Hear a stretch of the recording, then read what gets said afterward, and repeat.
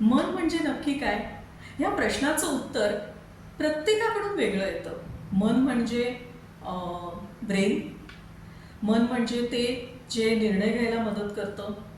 हे योग्य, हे अयोग्य, हे विचार करण्यासाठी मदत करतं. पण विचार करण्यासारखी गोष्ट ही आहे की जे तुमच्यासाठी योग्य आहे ते समोरच्यासाठी अयोग्य आहे.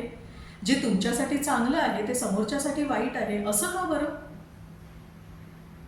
ह्याचं उत्तर आहे ते म्हणजे सबकॉन्शियस माइंडमध्ये. आपल्या सबकॉन्शियस माइंडमध्ये आईच्या गर्भात प्रवेश केल्यापासूनचे अनुभव आपण रिकव्हरी ड्राईव्हवर जसा डेटा कंटिन्युअसली स्टोअर होत असतो तसा तो आपण स्टोअर करत असतो. आणि आपल्याला जे वाटतं त्याप्रमाणे आपण त्याचा विचार करतो. काही वेळेला त्याचं प्रोग्रॅमिंग झालेलं असतं.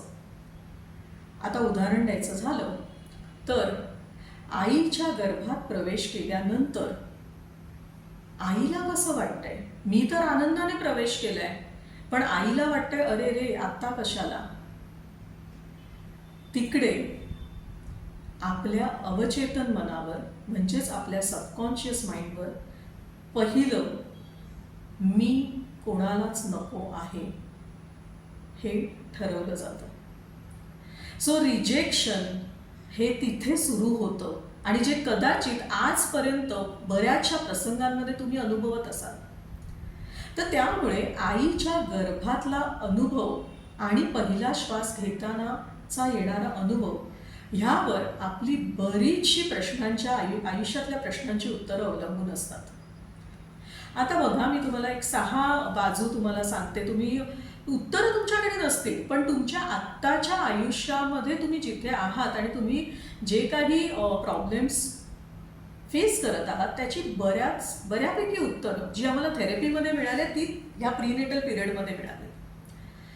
पहिलं, आई आणि वडिलांना ते आई वडील होणार आहेत त्यामुळे कोणती भावना वाटली. दुसरं, त्यांनी ही न्यूज सगळ्यांना कोणत्या भावनेने सांगितली.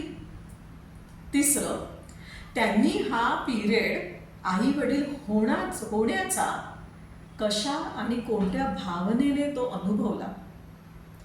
चौथं, त्यांनी तुम्हाला पहिलं बघितल्यानंतर त्यांना कोणती भावना वाटली. त्यांनी तुम्हाला कसं सेलिब्रेट केलं, तुमचं स्वागत कसं केलं आणि त्यांनी जगाला कसं सांगितलं की आम्ही आई वडील झालो आहोत.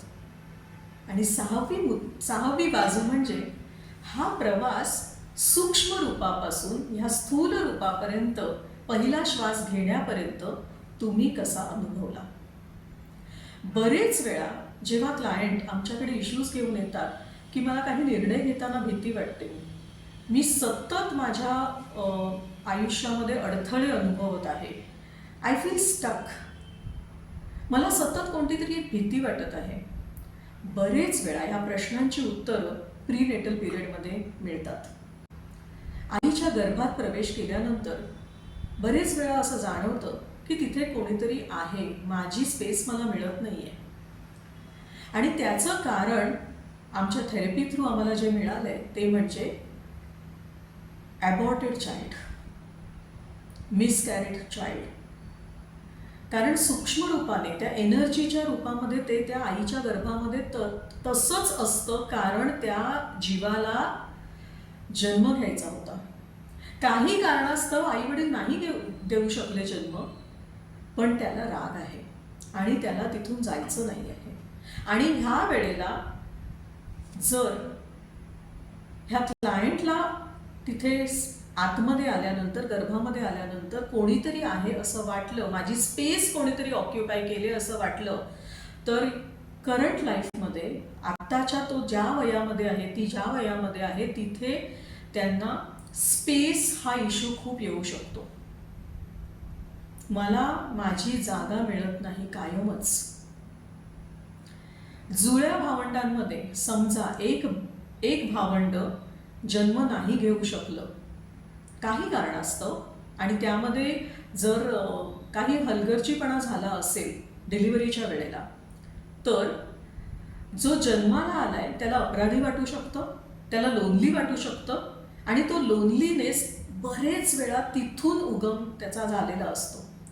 आणि जो जन्म घेऊ शकला नाही आहे तो ऊर्जेच्या रूपात अवतीभोवती असतो, कारण त्याला राग आलाय.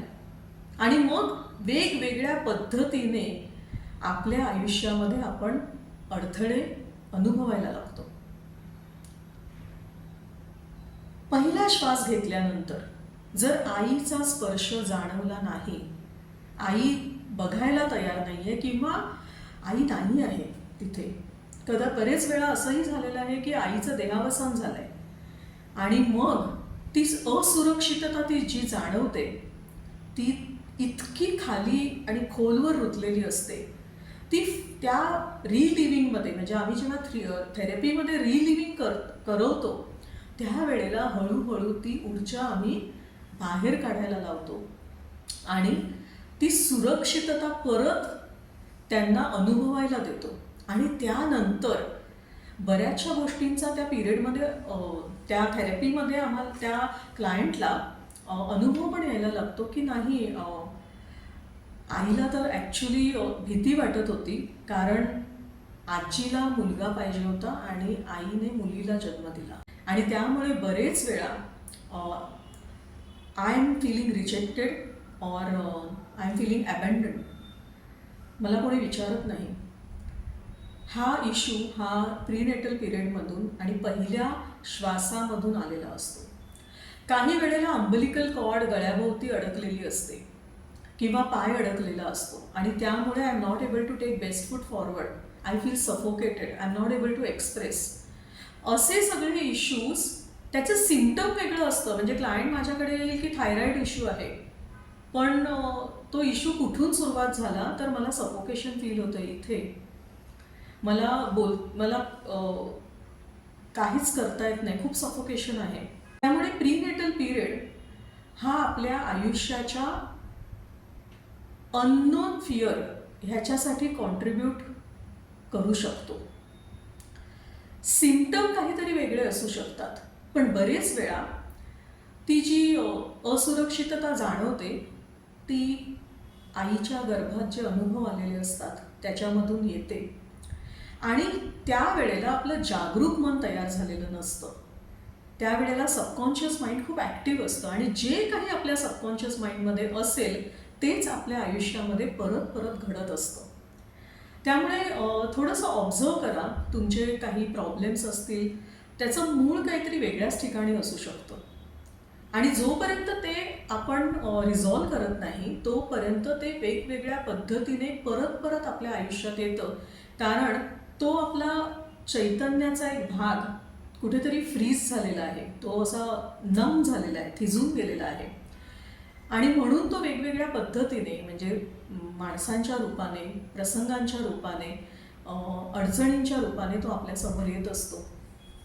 आणि ते आपण ऑब्झर्व करायला सुरुवात केलं तरच आपण त्या उत्तरांकडे शोधायला तो उत्तरांकडे आपला मार्ग ॲक्च्युली मग ओपन व्हायला लागतो. आपल्याला सवय आहे की आपल्या इश्यूंकडे आपण बघत नाही, कारण आपल्याला बघायचं नाही आहे, कारण आपण ह्या भावनेने जगतो की सकारात्मक राहिलं पाहिजे. येस, सकारात्मक राहिलं पाहिजेच, पण सकारात्मकरित्या आपल्या आयुष्यांच्या अडचणींकडे जेव्हा आपण बघायला लागतो आणि ते पॅटर्न्स जेव्हा दिसायला लागतात, त्याची मूळ त्या गर्भामधल्या अनुभवांमध्ये असू शकतात.